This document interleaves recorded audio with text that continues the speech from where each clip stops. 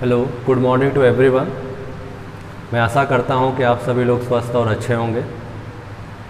मैं आज जो पेपर आप लोगों के लिए लेकर आया हूं वो बीएससी एग्रीकल्चर थर्ड सेमेस्टर का एक पेपर है जिसका नाम है स्टैटिस्टिकल मेथड्स, जिसको हम लोग सांख्यिकी विधियां के नाम से जानते हैं। ठीक है, ये पेपर एक तरीके से ये भी कह सकते हैं कि जो हमारा थर्ड सेमेस्टर है उसका जो सबसे टफेस्ट सब्जेक्ट है उसमें से एक है ये, क्योंकि कुछ विद्यार्थियों के लिए ये पेपर थोड़ा सा सरल पड़ता है। फॉर एग्जांपल, जैसे अगर हम लोग जो मैथमेटिकल बैकग्राउंड से आए हुए छात्र हैं उनके लिए ये पेपर थोड़ा सा सरल होता है, क्योंकि इसमें मैक्सिमम चीज़ें जो होती हैं वो मैथमेटिकल होती हैं। लेकिन जो हमारे ऐसे बच्चे जो बायो ग्रुप से आए हुए हैं या फिर प्योर एग्रीकल्चर ग्रुप से पढ़कर आए हुए हैं उनके लिए ये पेपर थोड़ा सा कठिन साबित होता है। तो इन वीडियोस के माध्यम से बस हम इन्हीं कठिनाइयों को दूर करने का प्रयास करेंगे। ठीक है, और कोशिश करेंगे कि इसमें आप सभी लोग अच्छे से अच्छा कर सकें। ठीक है, तो अगर हम लोग इस पेपर की बात करें तो ये पेपर आप लोग जानेंगे AG 303 के नाम से। ठीक है, इस पेपर का नाम स्टैटिस्टिकल मेथड्स, सांख्यिकी विधियाँ। ये पेपर देखिए टोटल 2 क्रेडिट का पेपर है। 2 क्रेडिट का मतलब कि इसमें आपको 1 क्रेडिट थ्योरी के लिए मिलेगा और 1 क्रेडिट आपको प्रैक्टिकल के लिए। तो यहाँ पे क्रेडिट का मतलब क्या है?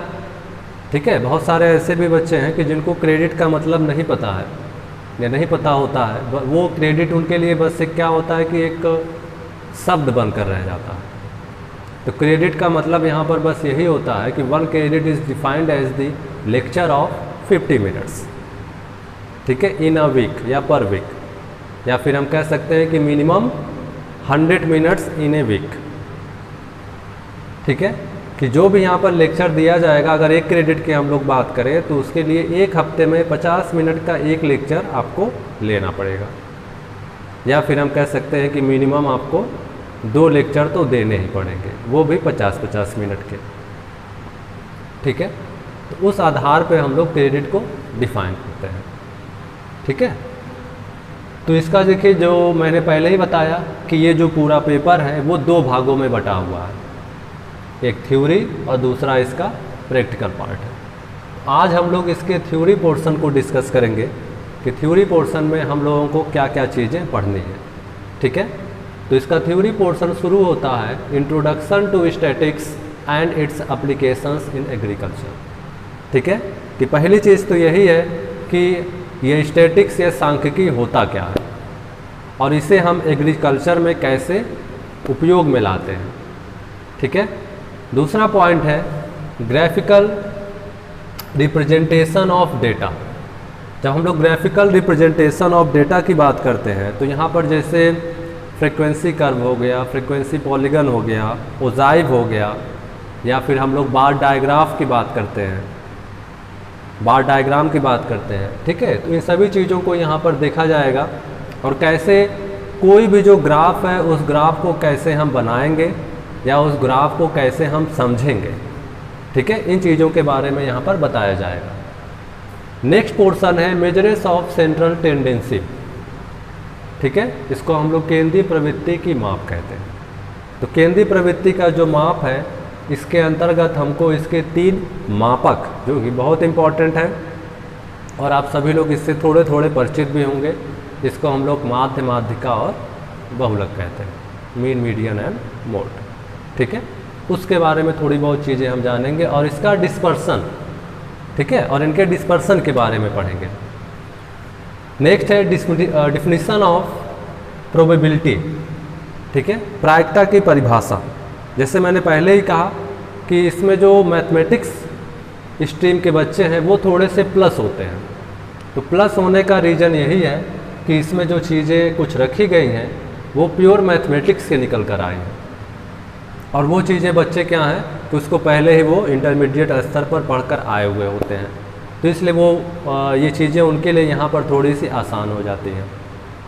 ठीक है, तो प्रायिकता क्या है? ये उन्हीं में से एक है, क्योंकि इंटरमीडिएट लेवल पे प्रायिकता बहुत अच्छे से और बहुत बड़े पैमाने पर इसको पढ़ाया जाता है।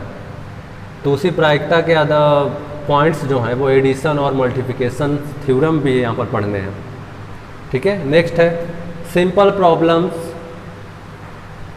बेस्ड ऑन प्रोबेबिलिटी, और इसके आधार पर जो कुछ प्रॉब्लम्स होंगे उन प्रॉब्लम्स को भी सॉल्व करना है। बायनोमियल एंड पॉइसन डिस्ट्रीब्यूशंस, ठीक है, जो कि इसी का पार्ट है और इसको भी डिस्कस करना है।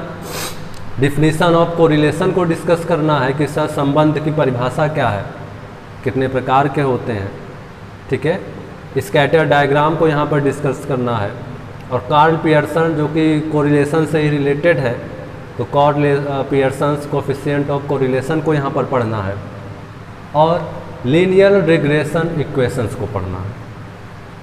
ठीक है, रैखिक समाश्रयण समीकरण इसको कहते हैं। Introduction to test of significance, ठीक है, यहाँ से जो आपका पोर्शन चलता है, इस पोर्शन को बेसिक तौर पे हम लोग डिजाइन के नाम से जानते हैं। ठीक है, जो कि जेनेटिक्स से रिलेटेड होता है थोड़ा बहुत। तो introduction to test of significance, 1 sample and 2 sample test and test t for means.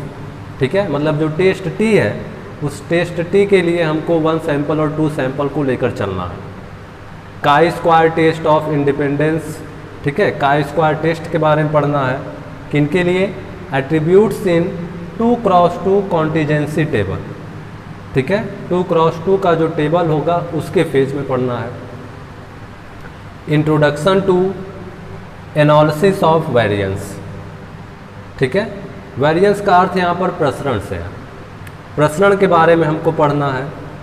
Analysis of one way classification, इसका वन वे क्लासिफिकेशन कैसे होगा।